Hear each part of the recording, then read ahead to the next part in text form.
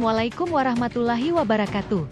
Saya Mariani dari SMA Negeri 1 Indramakmur CKP, Angkatan 11, akan melaksanakan aksi nyata budaya positif. Pada kegiatan ini, saya didampingi oleh fasilitator Ibu Elidayati dan pengajar praktik Ibu Ninawati. Latar belakang. Belum menyeluruh pemahaman rekan-rekan guru tentang penerapan konsep inti budaya positif di sekolah, seperti perubahan paradigma belajar, disiplin positif, kebutuhan dasar manusia, motivasi perilaku manusia, posisi kontrol guru, keyakinan kelas, dan segitiga restitusi. Diharapkan jika seluruh konsep inti tersebut dipahami oleh seluruh warga sekolah, maka akan tercipta budaya positif di lingkungan sekolah. Murid tidak suka aturan karena selama ini, ketika murid melakukan pelanggaran hukum, maka akan mendapatkan hukuman dan cenderung membuat mereka malu dan tertekan. Tujuan aksi nyata, menumbuhkan budaya positif di sekolah dengan meyakini nilai-nilai kebajikan universal, serta meningkatkan pengetahuan dan pemahaman tentang budaya positif, menciptakan murid yang merdeka dan disiplin diri yang kuat serta terbentuknya motivasi intrinsik pada murid dengan pembuatan keyakinan kelas. Tolak ukur. Terlaksananya diseminasi konsep inti budaya positif di sekolah. Terbentuknya keyakinan kelas melalui kegiatan kesepakatan kelas yang dibuat wali kelas, guru dan murid. Murid mampu menerapkan dan menjalankan keyakinan kelas yang sudah dibuat dan disepakati bersama. Terlaksananya penyelesaian masalah murid menggunakan penerapan segitiga restitusi. Dukungan, kepala sekolah, rekan sejawat, wali kelas, murid, guru BK, sarana dan prasarana yang dibutuhkan ketika melaksanakan aksi nyata. Berikut merupakan kegiatan diseminasi aksi nyata di sekolah yang saya lakukan mengenai pemahaman dan pengalaman penerapan budaya positif. Assalamualaikum warahmatullahi wabarakatuh. Waalaikumsalam warahmatullahi wabarakatuh. Alhamdulillahirrahmanirrahim. Wassalatu wassalamu ala asyrafil anbiya'i wal mursalin wa ala alihi wa sahbihi ajmain. Puji dan syukur marilah sama-sama kita haturkan kepada Allah Subhanahu wa taala yang karena Allah telah memberikan kita kesehatan sehingga kita bisa berkumpul di dalam ruangan yang indah ini. Kemudian selawat beserta salam, marilah sama-sama kita panjatkan kepangkuan Nabi besar Muhammad sallallahu alaihi wasallam yang telah membawa kita dari alam kegelapan kepada alam yang penuh dengan ilmu pengetahuan. Penghormatan saya kepada kepala sekolah atau yang mewakilinya, dan penghormatan saya juga kepada Bapak Ibu Guru yang sudah bersedia hadir di dalam ruangan ini. Terima kasih Bapak Ibu Guru. Bapak Ibu izinkan, ini saya Mariani, calon guru penggerak angkatan 11. Di sini saya bukan bermaksud ingin menggurui, tetapi saya hanya ingin berbagi praktik tentang menyebarkan pemahaman dan penerapan pengalaman budaya positif. Terima kasih Bapak Ibu Guru semua yang sudah bersedia hadir di dalam ruangan ini.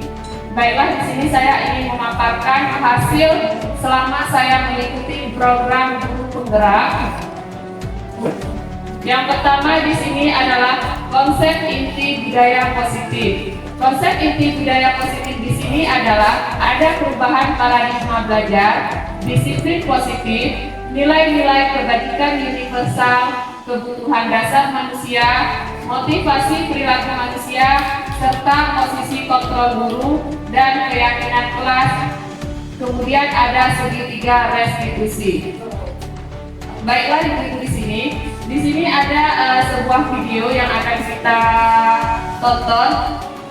Nanti kita akan mengambil apa pelajaran yang terdapat di dalam video tersebut. Silakan melihat.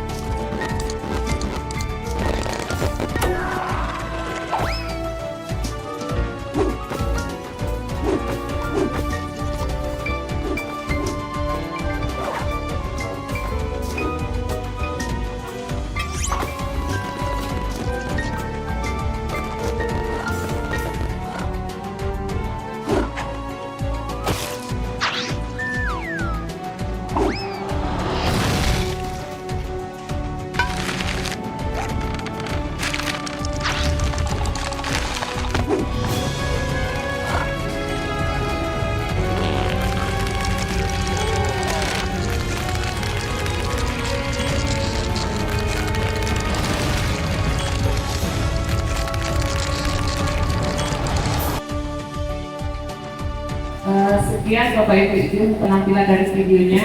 Kira-kira setelah kita melihat video tadi, pembelajaran apa yang kita dapat dari seekor ternak tersebut?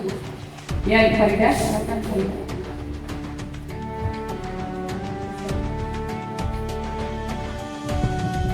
Bismillahirrahmanirrahim. Assalamualaikum warahmatullahi wabarakatuh. Waalaikumsalam warahmatullahi wabarakatuh.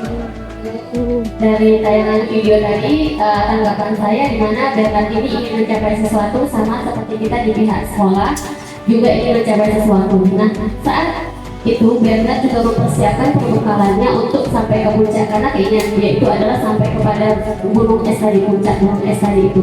Nah, dikaitkan dengan kita di sekolah, kita juga mempunyai yang namanya perbekalan atau mempersiapkan perbekalannya. Apa itu dia? Mungkin yang akan Ibu sampaikan tadi yaitu tentang disiplin positif. Mungkin itu yang bisa saya sampaikan, Ibu. Terima kasih. Wassalamualaikum warahmatullahi wabarakatuh. Waalaikumsalam warahmatullahi wabarakatuh. Ya, Farida, jadi di sini Ibu, di sini ketika si Bernard tadi melihat sebuah gambar, dia ingin mencapai gambar itu. Begitulah gambaran kita di sekolah. Ketika kita di sekolah ingin menerapkan budaya positif di sekolah kita, apapun itu akan kita lakukan. Dengan kita berkolaborasi dengan usaha kita, insya Allah budaya positif ini akan kita terapkan di SMA Negeri 1 Indramayu sekarang. Nah, selanjutnya Bapak Ibu Guru, di sini yang pertama, budaya positif pertama adalah pembelajaran dengan paradigma baru. Pembelajaran dengan paradigma baru merupakan pembelajaran yang dirancang berdasarkan prinsip pembelajaran berdiferensiasi sehingga para peserta didik bisa belajar sesuai dengan kebutuhan atau gaya belajarnya yang keseluruhannya bertujuan untuk mewujudkan profil pelajar Pancasila. Profil pelajar Pancasila ini memiliki 6 dimensi. Yang pertama itu adalah beriman bertakwa kepada Tuhan Yang Maha Esa, kemudian berkebinekaan global, bergotong royong, kreatif, bernalar kritis, serta mandiri. Kemudian mengubah paradigma stimulus respon kepada pendekatan teori kontrol. Bagaimana seseorang bisa berubah dari paradigma stimulus respon kepada pendekatan teori kontrol? Menurut Stephen R. Covey mengatakan, bila kita ingin membuat kemajuan perlahan, sedikit-sedikit, ubahlah sikap atau perilaku Anda. Namun, bila kita ingin memperbaiki cara-cara utama kita, maka kita perlu mengubah kerangka acuan kita. Ubahlah bagaimana Anda melihat dunia, bagaimana Anda berpikir tentang manusia.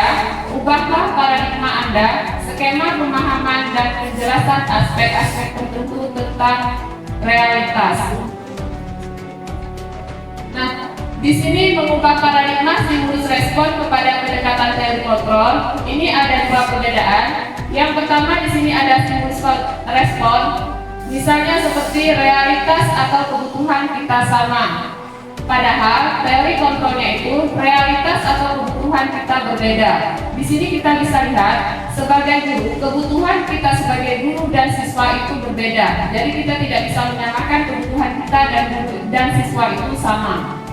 Kemudian semua orang melihat hal yang sama, padahal setiap orang memiliki gambaran yang berbeda.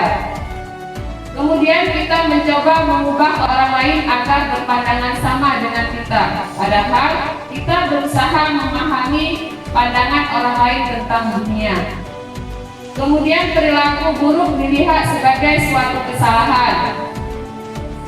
Seharusnya teori kontrolnya itu semua perilaku memiliki tujuan. Jadi semua perilaku siswa yang telah dilakukan oleh siswa kita di sini pasti memiliki tujuan. Disinilah tugas kita sebagai pendidik, menanyakan apa maksud dari perilaku mereka.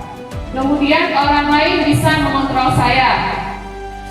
Seharusnya hanya Anda yang bisa mengontrol diri Anda. Jadi Bapak Ibu di sini, diri kita itu yang mengontrol kita, sedangkan anak itu yang mengontrol dirinya juga sendiri. Jadi kita tidak bisa mengontrol siswa kita.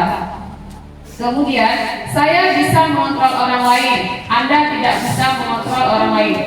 Kita beranggapan kita bisa mengontrol orang lain, semua bisa kita atur. Seharusnya yang benar itu adalah kita yang bisa mengontrol diri kita sendiri. Kemudian stimulus respon selanjutnya adalah pemaksaan Anda pada saat bukan gagal. Seharusnya konsekuensi menciptakan pilihan-pilihan baru. Dan yang terakhir di sini adalah model berpikir menang atau kalah. Seharusnya itu model berpikir yang kita terapkan itu adalah menang-menang. Dan ini yang selalu kita terapkan kepada siswa. Ketika mengikuti suatu perlombaan, kita selalu bilang sama siswa, ikut aja, yang penting kita sudah ikut. Kalah menang itu hal biasa. Tapi sebenarnya Bapak Ibu itu adalah hal yang salah. Kita harus menerapkan kepada siswa, apa yang sudah dilakukan itu memiliki tujuan, kita harus menang. Walaupun nanti setelah kita mengikuti hal lain terjadi. Nah, kemudian budaya positif selanjutnya Bapak Ibu, di sini ada disiplin positif. Disiplin positif berasal dari kata disiplina yang artinya belajar. Disiplin mengacu pada disiplin diri yang memiliki tanggung jawab terhadap apa yang dilakukan berdasarkan nilai-nilai yang diyakini. Kemudian disiplin positif merupakan salah satu cara penerapan disiplin yang bertujuan untuk menumbuhkan kesadaran serta memberdayakan peserta didik tanpa memberi imbalan, ancaman, ataupun hukuman. Sebagai pendidik, tujuan kita adalah menciptakan peserta didik yang memiliki disiplin diri, sehingga anak dapat berperilaku mengacu kepada nilai-nilai kebajikan universal dan memiliki motivasi intrinsik dalam perubahan perilaku ke arah yang lebih baik. Nah, kemudian budaya positif selanjutnya itu ada nilai-nilai kebajikan universal. Apa itu nilai-nilai kebajikan universal? Nilai-nilai kebajikan universal adalah nilai-nilai kebajikan yang disepakati bersama, lepas dari suku bangsa, agama, bahasa, maupun latar belakangnya. Nilai-nilai ini merupakan payung besar dari sikap dan perilaku kita, ataupun nilai-nilai ini merupakan fondasi kita berperilaku. Di sini yang pertama ada profil pelajar Pancasila yang memiliki 6 dimensi, yaitu beriman bertakwa kepada Tuhan Yang Maha Esa, kemudian mandiri, bernalar kritis, berkebinekaan global, bergotong royong, serta kreatif. Selanjutnya ada keterampilan hidup. Di sini meliputi dapat dipercaya, lurus hati, pendengar yang aktif, tidak merendahkan orang lain, memberikan yang terbaik dari diri kita. Nah, selanjutnya budaya positif selanjutnya adalah kebutuhan dasar manusia. Bapak Ibu, di sini ada kebutuhan dasar manusia yang harus kita penuhi. Apa itu kebutuhan dasar manusia? Kebutuhan dasar manusia adalah segala sesuatu yang kita lakukan untuk mendapatkan apa yang kita inginkan. Seluruh tindakan manusia memiliki tujuan tertentu. Semua yang kita lakukan adalah usaha yang terbaik untuk mendapatkan apa yang kita inginkan ataupun butuhkan. Di sini 5 kebutuhan dasar manusia. Yang pertama adalah bertahan hidup, meliputi makanan, tempat tinggal, pakaian, keamanan, dan kesehatan, atau sering disebut dengan kebutuhan primer. Yang kedua adalah kasih sayang dan rasa diterima. Contohnya, meliputi kebutuhan akan hubungan dan koneksi sosial, kebutuhan untuk memberi dan menerima kasih sayang, dan kebutuhan untuk merasa menjadi bagian dari suatu kelompok. Kemudian yang ketiga adalah penguasaan. Kebutuhan ini berhubungan dengan kekuatan untuk mencapai sesuatu, menjadi kompeten, menjadi terampil, diakui atas prestasi dan keterampilan kita, didengarkan dan memiliki rasa harga diri. Dan yang keempat, kebutuhan dasar manusia adalah kebebasan. Kebutuhan akan kemandirian, otonomi, memiliki pilihan dan mampu mengendalikan arah hidup seseorang. Anak-anak dengan kebutuhan kebebasan yang tinggi menginginkan pilihan. Mereka perlu banyak bergerak, suka mencoba-coba, tidak terlalu terpengaruh orang lain, dan senang mencoba hal-hal yang baru. Dan yang terakhir adalah kesenangan. Meliputi kesenangan adalah kebutuhan untuk mencari kesenangan, bermain, dan tertawa. Bapak Ibu, ini adalah 5 kebutuhan dasar manusia yang harus kita penuhi. Misalnya kebutuhan dasar manusia untuk siswa kita. Kemudian di sini ada motivasi perilaku manusia. Jadi motivasi perilaku manusia itu ada 2. Yang pertama ada motivasi ekstrinsik dan intrinsik. Motivasi ekstrinsik ini adalah untuk menghindari ketidaknyamanan ataupun hukuman. Kemudian untuk mendapatkan imbalan penghargaan dari orang lain. Sedangkan motivasi intrinsik itu untuk menjadi orang yang mereka inginkan dan menghargai diri sendiri dengan nilai-nilai yang mereka percayai. Jadi kebutuhan ekstrinsik ini, Bu, ini kebutuhan yang keluar dari luar diri seseorang. Misalnya seperti contoh, ketika kita memberikan sesuatu kepada anak-anak, menyuruh sesuatu kepada anak-anak, kita memberikan imbalan.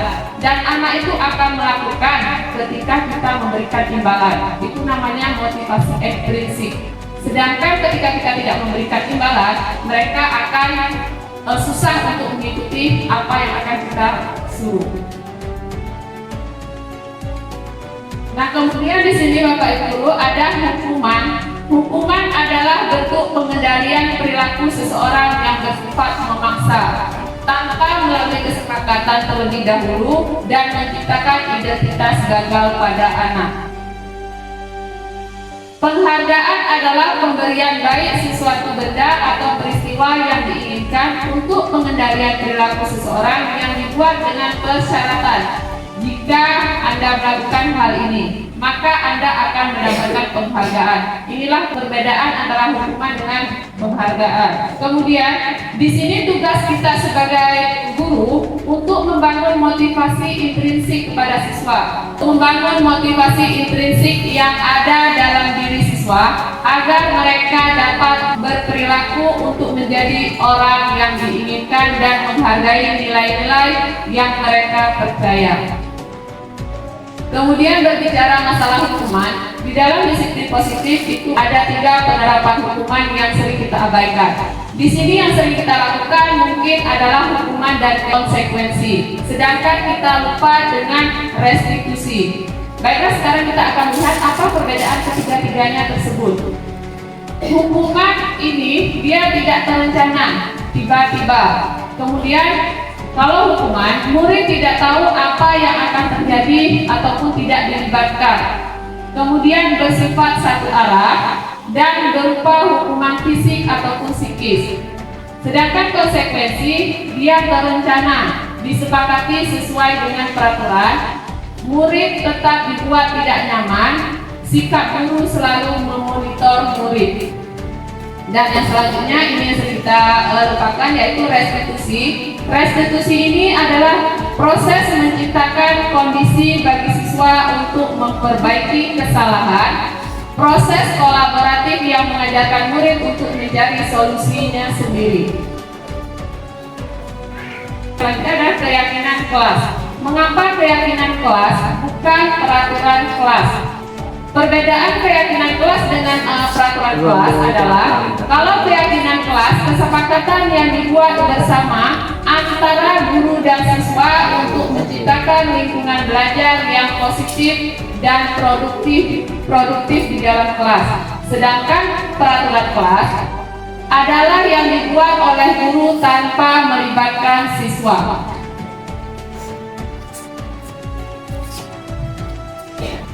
Nah, di sini Bapak Ibu tahapan-tahapan membuat keyakinan kelas itu yang pertama, mempersilahkan warga sekolah atau murid-murid di kelas untuk bercurah pendapat tentang peraturan apa yang perlu disepakati di kelasnya.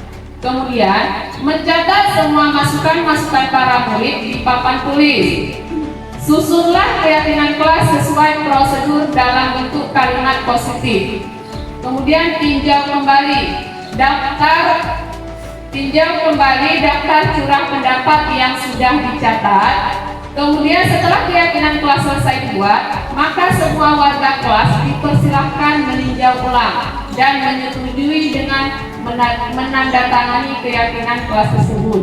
Dan yang terakhir, keyakinan kelas selanjutnya bisa dilekatkan di dinding kelas di tempat yang mudah dilihat oleh semua warga kelasnya. Nah, di sini ada dua contoh Bapak Ibu tentang keyakinan kelas. Dari contoh ini ada perbedaan kira-kira Bapak Ibu? Yang mana peraturan kelas dan yang mana keyakinan kelas?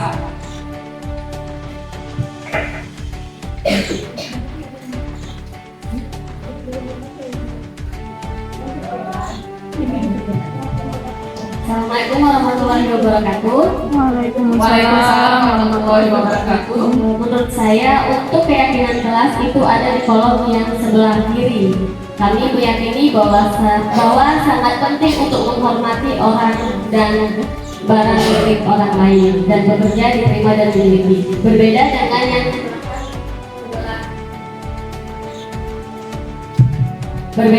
sebelah kanan, di mana di situ itu hanya adalah aturan kelas, dilarang mengganggu orang lain, tapi bahasanya lebih kepada yang hormat tadi, yang lebih bagusnya. Karena di situ lebih positif, kalau yang sebelah kanan itu negatif. Terima kasih Bu. Assalamualaikum warahmatullahi wabarakatuh. Baiklah Bu, terima kasih Farida. Ya, jadi di sini dua kolom ini berbeda.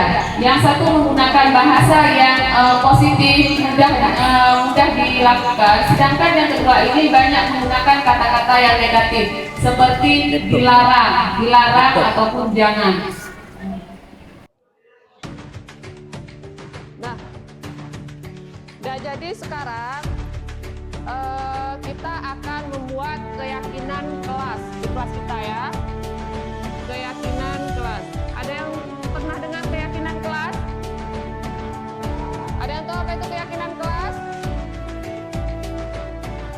Tahu? Siapa yang tahu? Nah, jadi mungkin masih jarang kita mendengar keyakinan kelas. Yang sering kita dengar itu adalah aturan ataupun tata tertib kelas.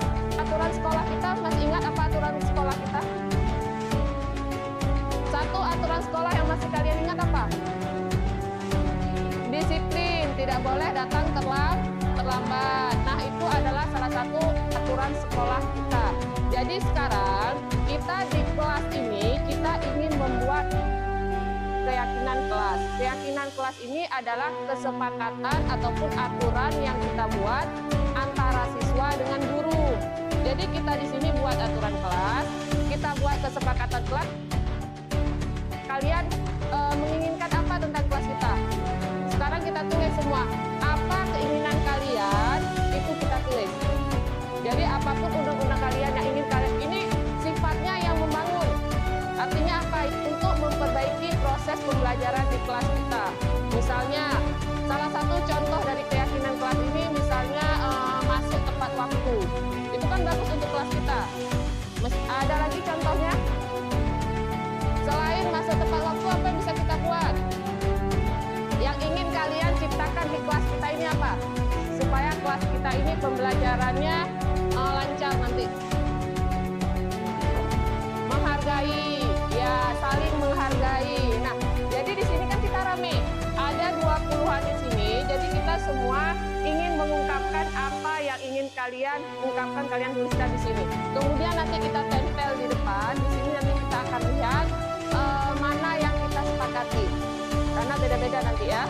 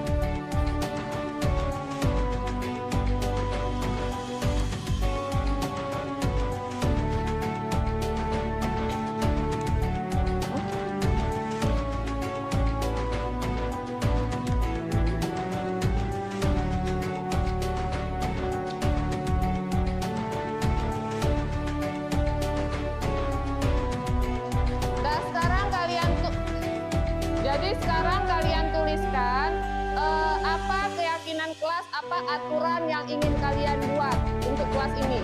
Jadi nanti kita diskusikan apakah itu kita sepakat semua ataupun ada yang ingin diperbaiki. Jadi bebas ya, nulisnya terserah tulis apa aja.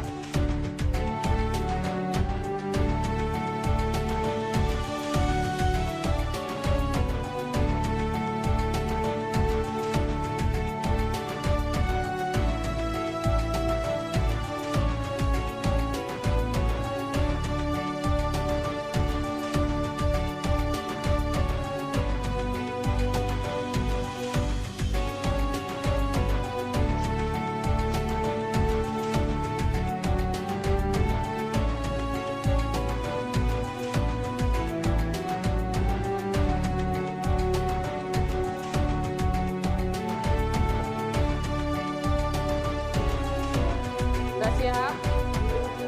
Sudah? Semua udah siap? Udah, kalau udah siap, sekarang kalian boleh maju tempelkan ke papan keyakinan kelas kita ya.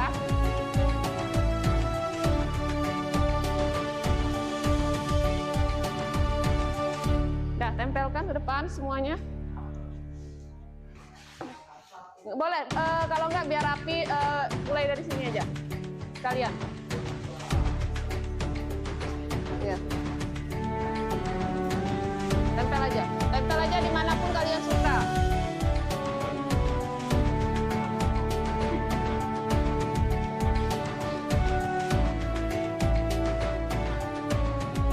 Udah lanjut, maju.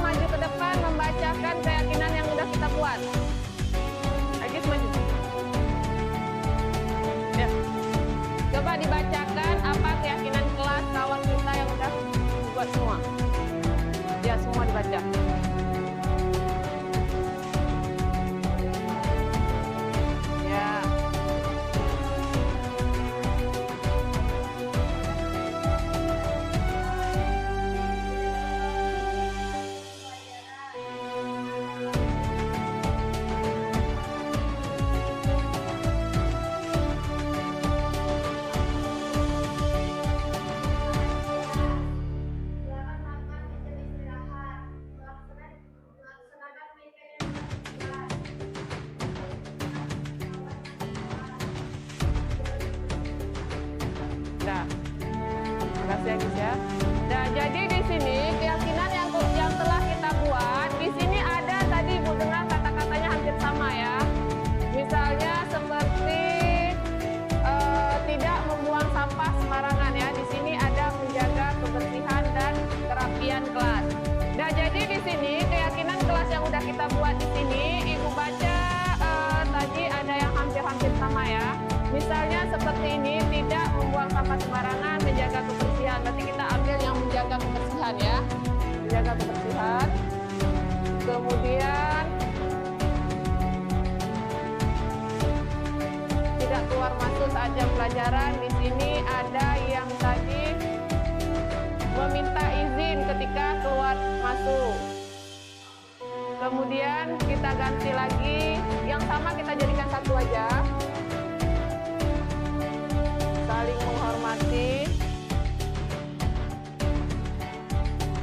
masuk tepat waktu, disiplin ya. Kemudian ada melaksanakan piket yang telah dibuat. Ini kesepakatan kelas kita. Saling menghormati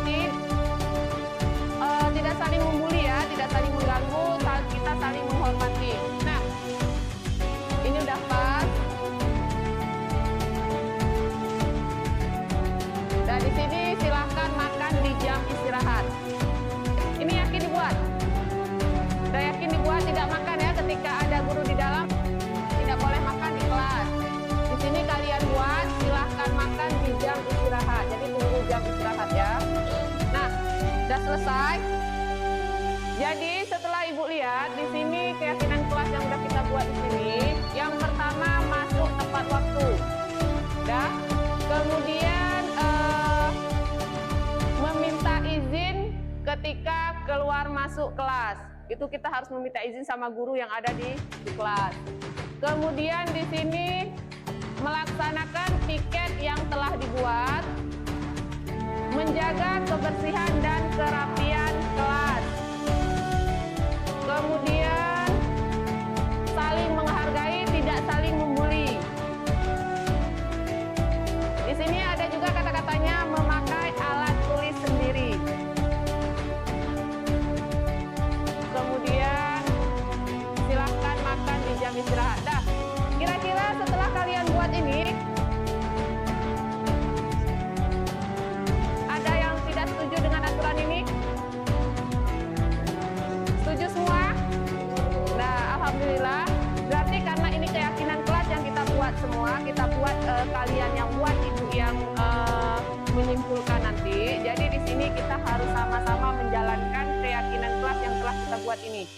Ya, jadi tidak ada paksaan, bukan ibu yang membuat. Ini adalah hati kalian yang membuat. Jadi harus kalian jalankan sesuai dengan keyakinan yang udah kalian buat sendiri. Jadi Ibu harap mulai besok keyakinan kelas ini sudah bisa kita terapkan di kelas kita ya. Semoga pembelajaran di kelas kita itu sesuai dengan yang kita inginkan. Ya, sudah selesai. Kita lanjutkan materi kita hari ini ya. Selanjutnya, budaya positif selanjutnya adalah segitiga restitusi. Apa itu segitiga restitusi? Segitiga restitusi adalah proses menciptakan kondisi bagi murid untuk memperbaiki kesalahan mereka, sehingga mereka bisa kembali pada kelompok mereka dengan karakter yang lebih kuat. Agar dapat menghasilkan murid, tujuan dari segitiga restitusi adalah untuk dapat menghasilkan murid yang mandiri dan bertanggung jawab. Di sini ada 3 tahapan segitiga restitusi. Yang pertama adalah menstabilkan identitas, kemudian validasi tindakan yang salah, dan selanjutnya menanyakan keyakinan. Dan kita akan membahas satu persatu apa itu tahapan segitiga restitusi. Di sini yang pertama adalah menstabilkan identitas. Berdasarkan prinsip, membuat kesalahan adalah bagian dari proses pembelajaran. Yang sering kita lakukan ketika kita menstabilkan identitas, ketika siswa kita bermasalah, apa yang akan kita ucapkan? Di sini seperti berbuat salah itu tidak apa-apa. Kemudian tidak ada manusia yang sempurna. Saya juga pernah melakukan kesalahan seperti itu. Kemudian Bapak Ibu tidak tertarik mencari siapa yang salah, tapi Bapak Ibu ingin mencari solusi dari permasalahan ini. Kamu berhak merasa begitu.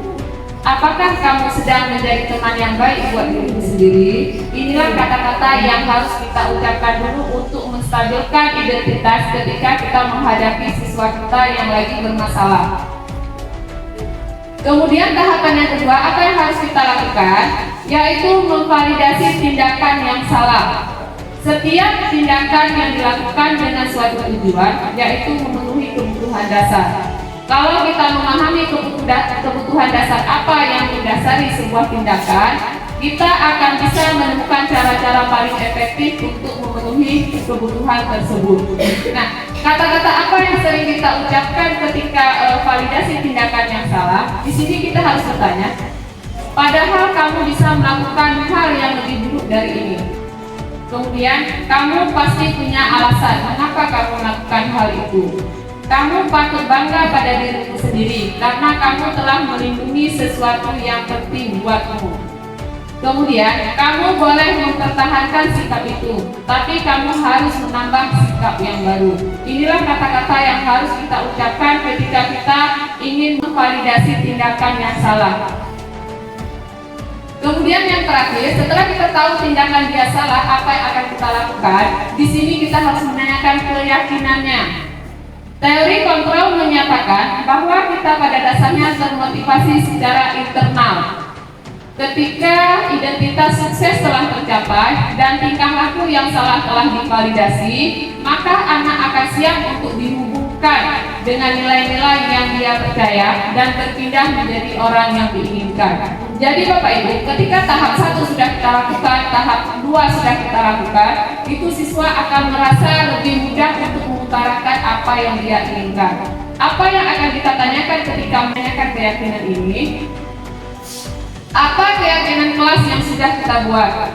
Kemudian, apa nilai-nilai umum yang kita telah sepakati? Kemudian, apa bayangan kita tentang kelas yang ideal? Kamu mau jadi orang yang seperti apa? Karena kita dari tadi sudah membuat keyakinan kelas di kelas kita. Jadi ketika suatu saat siswa kita bermasalah, ini yang akan kita tanyakan tentang keyakinan yang telah kita buat bersama. Ada satu contoh penerapan segitiga restitusi yang saya terapkan di kelas. Mudah-mudahan bisa jadi pengalaman untuk Bapak Ibu.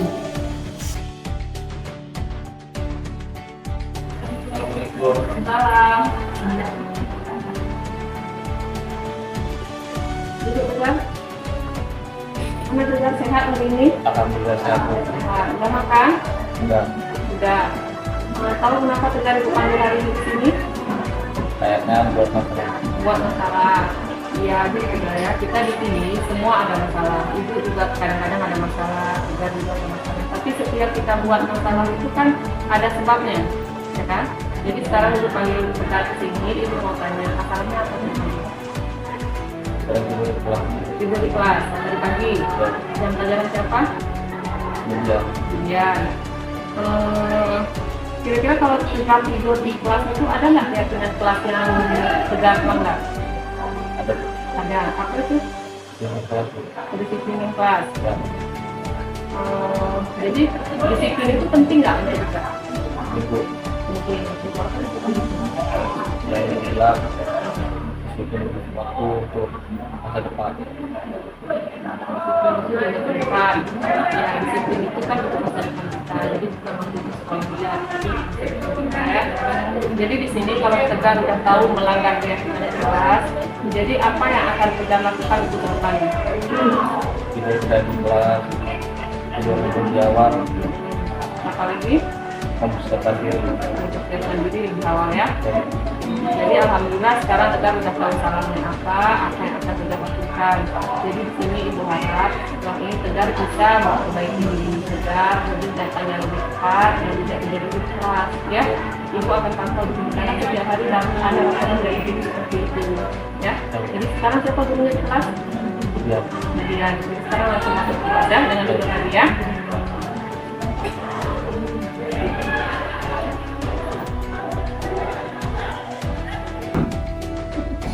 Ini adalah salah satu contoh penerapan segitiga restitusi yang telah saya praktekkan Bapak Ibu. Jadi ketika kita sudah melakukan pertama tadi menstabilkan identitas, sudah memvalidasi tindakan, kemudian sudah menanyakan keyakinan. Jadi di sini siswa akan mudah dan mereka tahu apa kesalahan mereka. Di sini mereka akan tahu apa kesalahannya dan hal apa yang akan mereka lakukan. Mereka akan lebih terbuka. Jadi di sini kita tidak boleh terlalu langsung menghukum bahwa tidur itu adalah salah. Jadi kita harus menanyakan kenapa dia tidur. Karena berdasarkan 5 kebutuhan dasar manusia tadi itu ada tentang rasa percaya diri. Jadi kita harus menanyakan jangan sampai di sini siswa kita ketika melakukan sesuatu ada tujuannya, tetapi kita tidak mengetahuinya. Nah, yang selanjutnya ini budaya positif tentang 5 posisi kontrol guru. Yang pertama itu ada penghukum, kemudian teman, kemudian pembuat rasa bersalah, kemudian pemantau, dan selanjutnya manajer. Yang pertama akan kita bahas di sini adalah tentang penghukum. Penghukum, seorang penghukum biasanya menggunakan hukuman fisik maupun verbal. Kata-kata yang sering kita ucapkan ketika kita menghukum adalah patuhi aturan saya atau awas. Kamu selalu saja salah. Selalu, pasti selalu kamu yang terakhir selesai. Itu adalah kata-kata yang sering kita ucapkan kepada siswa. Apa hasilnya? Ketika kita sering menggunakan mengucapkan kata-kata tersebut, di sini siswa mungkin akan tambah marah. Kemudian siswa akan merasa dendam ataupun agresif terhadap guru tersebut. Kemudian yang kedua, di sini pembuat rasa bersalah. Posisi ini biasanya guru akan bersuara lebih lembut. Pembuat rasa bersalah akan menggunakan keheningan yang membuat orang lain merasa tidak nyaman, bersalah atau rendah diri. Kata-kata apa yang sering kita ucapkan di sini? Ibu sangat kecewa sekali dengan kamu. Berapa kali ibu harus memberitahu kamu ya? Gimana coba? Kalau orang tua kamu tahu kamu berbuat begini. Kata-kata itu mungkin kata-kata yang biasa diucapkan, tetapi sebenarnya Bapak Ibu, di sini apa yang akan dirasakan oleh murid? Murid akan merasa bersalah. Bersalah sudah mengecewakan guru. Murid merasa jadi orang yang gagal, menjadi beban atau trauma dalam hidupnya, dan bisa membuat tiba-tiba amarahnya meluap tanpa dikendalikan. Kemudian yang ketiga adalah teman. Guru pada posisi ini tidak akan menyakiti murid, namun akan tetap berupaya mengontrol murid melalui persuasi. Kata-kata di sini yang sering disebutkan adalah, ayo bantulah demi Bapak ya. Ayo, ingat tidak bantuan Bapak selama ini? Ya sudah, kali ini tidak apa-apa. Nanti Ibu bantu bereskan. Ini kata-kata yang sering disebutkan. Apa yang terjadi pada siswa? Di sini ada dua hal yang akan didapatkan oleh siswa, ada yang positif dan negatif. Yang positif di sini, siswa akan terjadi hubungan baik dengan guru tersebut, dan dia akan berbuat baik dengan guru tersebut. Tetapi negatifnya itu, siswa hanya mau melakukan dengan guru tersebut dan dia tidak mau melakukan dengan guru yang berbeda. Selanjutnya, pemantau. Posisi pemantau berdasarkan pada peraturan dan konsekuensi. Dengan menggunakan sanksi dan konsekuensi, kita dapat memisahkan hubungan pribadi kita dengan murid. Kata-kata apa yang sering diucapkan? Peraturannya apa? Ketika ada anak terlambat, yang sering kita ucapkan, peraturannya apa? Apa yang telah kamu lakukan? Sanksi apa dan konsekuensi apa yang kamu dapat ketika kamu melakukan itu? Nah, siswa, apa yang akan didapatkan oleh siswa ketika kita menjadi seorang pemantau? Di sini siswa mengetahui konsekuensi dari apa yang telah dia lakukan. Dia akan sadar dengan resiko apa yang telah dia lakukan. Kemudian yang terakhir adalah posisi manajer.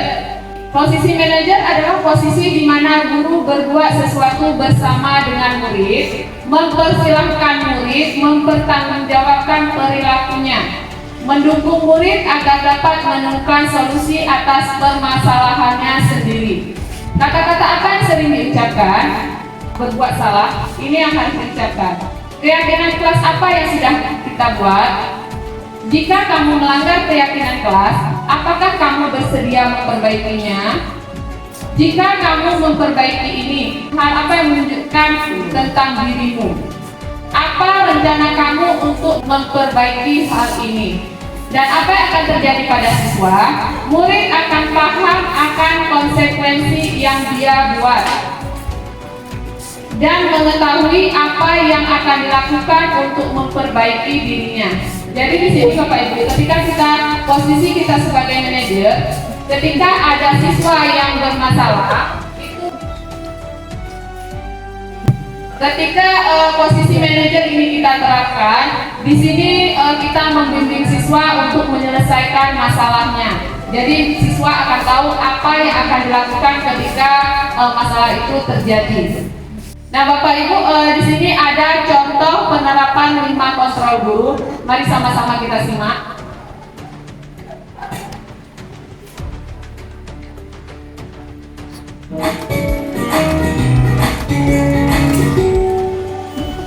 Sangat bahagia Ibu dan Bapak Guru hebat. Dalam penerapan disiplin positif restitusi, salah satu program yang dikembangkan adalah 5 posisi kontrol. 5 posisi kontrol dalam restitusi adalah proses perjalanan seorang pendidik agar dapat mengenali dirinya.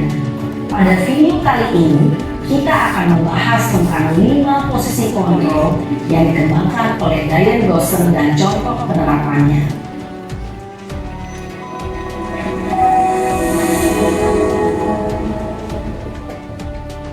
5 posisi kontrol itu adalah: 1. Posisi penghukum.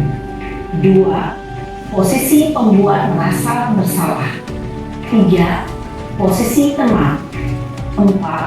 Posisi pemantau atau monitor. Dan 5. Posisi manajer.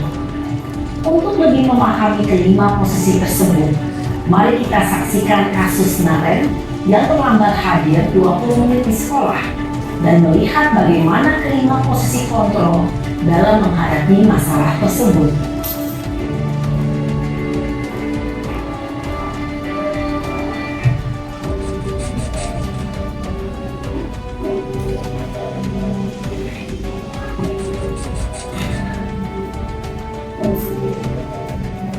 Naren!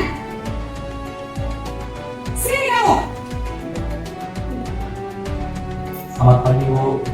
Selalu terlambat. Kamu deh, pasti terlambat. Maaf, Bu. Saya Apa? Apa coba? Alasan kamu apa lagi? Kapan sih kamu tidak terlambat? Malas sekali ya kamu jadi anak. saya Dasar pemalas. Gak kapok-kapok sih kamu. Sudah berapa kali terlambat? Sana, kamu keliling lapangan basket 2 kali. Kenapa saya harus keliling lapangan basket, Bu? Kenapa? Kamu melarang ibu? Berani-beraninya jawab. Sudah terlambat, masih berani jawab pula. Sekarang, keliling lapangan basket 5 kali sekalian. Biar kapok. Cepat! Pergi sana ke lapangan basket. Posisi penghukum biasanya berbicara dengan nada tinggi, menghardik, menunjuk-nunjuk, menyakiti, dan menyindir. Hukuman bisa berupa fisik maupun psikis. Ibu dan bapak guru hebat. Dampak yang terjadi pada murid ketika guru berada pada posisi penghukum adalah murid cenderung akan memberontak, bahkan menyimpan dendam.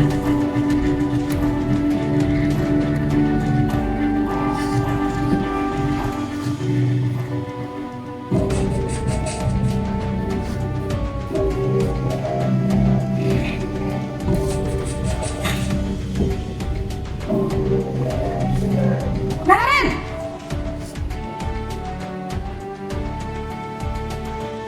Selamat pagi, Bu. Naren! Kamu kenapa terlambat lagi, nak? Ya Tuhan, Naren. Kamu senang ya bikin ibu susah ya? Kalau kamu terlambat lagi, nanti ibu yang ditegur bapak kepala sekolah, nak. Disangka ibu tidak bisa membina kamu. Duh, gimana ini? Maaf, Bu. Duh, Gusti Naren. Kamu suka ya kalau ibu ditegur bapak kepala sekolah? Terus, sekarang ibu harus tulis apa ini di buku absen? Nah, ini kamu sudah sering terlambat loh. Ibu harus apa coba? Maaf, Bu. Maaf sekali. Ya sudah, lain kali jangan bikin ibu susah lagi ya nak ya. Ibu tidak akan kuat lagi kalau kamu begini terus. Bisa jantungan kalau ibu tegur bapak kepala sekolah. Sana cepat kelas. Maaf ya, Bu. Maaf sekali. Posisi pembuat rasa bersalah berbicara dengan nada tenang, cenderung lembut. Namun kata-kata yang diutarakan membuat murid merasa menjadi orang yang gagal, memandang buruk dirinya sendiri, merasa tidak berharga, dan tidak sanggup membahagiakan orang lain.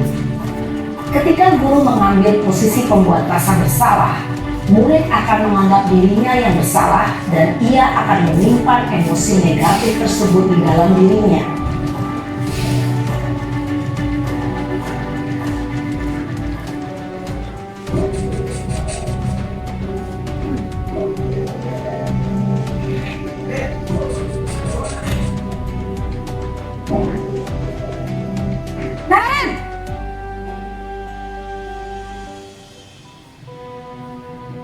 Selamat pagi, Bu. Wah, sudah jam berapa ini nak? Terlambat lagi ya sayang. Iya, Bu. Habis ibu saya lupa bangunkan saya, Bu. Kamu malah menyalahkan ibu kamu. Kamu bukannya anak yang larinya paling kencang. Kok terlambat sih? Iya, Bu. Saya memang terlambat bangun tadi. Jadi, biarpun saya lari kencang, tetap nggak kekejar, Bu. Ya sudah sana. Nanti lain kali larinya lebih kencang lagi ya. Biar gak terlambat lagi. Bikin seneng ibu. Demi ibu. Bisa kan? Bisa lah, Bu. Ya sudah sana masuk kelas. Ibu beresin urusan absen kamu. Kamu ini ada-ada saja. Dalam posisi teman, guru berbicara dengan nada suara ramah, akrab, cenderung bersenda gurau untuk menjaga suasana tetap santai. Murid akan merasa senang, aman, dan akrab dengan guru. Identitas yang tercipta adalah identitas sukses atau berhasil. Namun, perlu diingat, karena ini masih dorongan eksternal, maka ada faktor ketergantungan dari murid kepada orang tertentu. Di sini, guru absennya, sehingga di lain waktu, murid bisa berperilaku baik, namun hanya kepada orang-orang tertentu saja.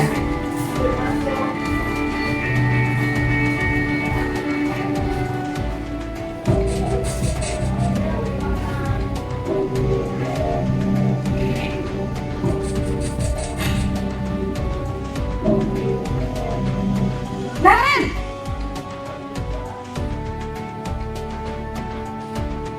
Selamat pagi, Bu. Naren, apa peraturan sekolah kita tentang jam berapa kita harus masuk sekolah, nak? Kita harus di sekolah jam 7, Bu. Iya betul, sekarang sudah jam 7.20. Naren sudah tahu konsekuensinya jika terlambat hadir. Paham, Bu. Saya harus tinggal kelas pas jam istirahat selama 20 menit. Iya benar, konsekuensinya demikian. Jadi nanti jam 9.30 pas istirahat, kamu harus tinggal di kelas, kerjakan tugas tambahan untuk ketertinggalan kamu, ya? Baik, Bu. Posisi pemantau mengandalkan penghitungan atau data untuk mengontrol murid. Guru mengarahkan murid berdasarkan peraturan dan konsekuensi. Seorang pemantau menunjukkan bahasa tubuh dan ekspresi wajah yang datar dan cenderung formal.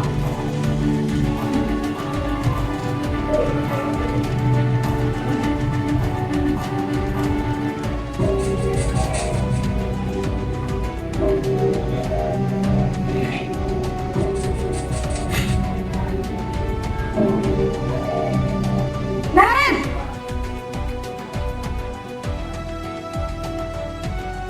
Selamat pagi, Bu. Selamat pagi, Naren. Maaf, Bu. Saya terlambat. Iya, sekolah masuknya jam 7, sekarang sudah jam 7.20. Jadi sekarang bagaimana ini, Naren? Maaf, Bu. Saya lupa setel alarm saya semalam. Baiklah, menurut kamu, keyakinan sekolah yang mana yang perlu kamu tingkatkan? Menghargai diri sendiri dan orang lain mungkin, ya, Bu. Setuju. Jadi, apakah Naren meyakini prinsip saling menghormati tersebut? Iya, Bu. Saya meyakininya. Apakah Naren bersedia memperbaiki masalah keterlambatan ini? Bersedia, Bu. Bagaimana kamu akan perbaiki masalah keterlambatan ini? Saya akan coba untuk tidak lupa menyetel alarm saya, Bu. Baik, kalau Naren lupa menyetel alarm di rumah, ada orang yang kira-kira bisa bantu mengingatkan tidak? Ada, Bu. Kakak saya, Kak Emma. Ada lagi selain Kak Emma? Selain Kak Emma, ada ibu saya. Baik, jadi yang mengingatkan Naren adalah Kak Emma dan ibu kamu ya? Kira-kira akan mulai setel alarm kapan nih, Naren? Setelah pulang sekolah, akan segera saya lakukan. Baik, jadi Naren akan setel alarm untuk bangun besok pagi dan akan diingatkan oleh kakak dan ibunda Naren ya. Ada lagi yang mungkin perlu dilakukan, Naren? Agar tidak terlambat bangun lagi. Tidak ada, Bu. Baik, Naren. Terima kasih untuk kerjasama kamu. Sekarang kamu perlu kembali ke kelas untuk belajar. Baik, Bu. Terima kasih. Posisi manajer adalah posisi kontrol yang disarankan untuk membimbing murid memiliki sikap disiplin yang positif, yaitu murid yang mandiri, bertanggung jawab, dan dapat memecahkan masalah. Tujuan dari posisi ini adalah agar murid dapat berefleksi atas tindakannya. Guru akan dengan tulus memberikan pertanyaan-pertanyaan bermakna, sehingga membuat murid dapat belajar dari kesalahannya dan mencari sebuah solusi untuk menyelesaikannya.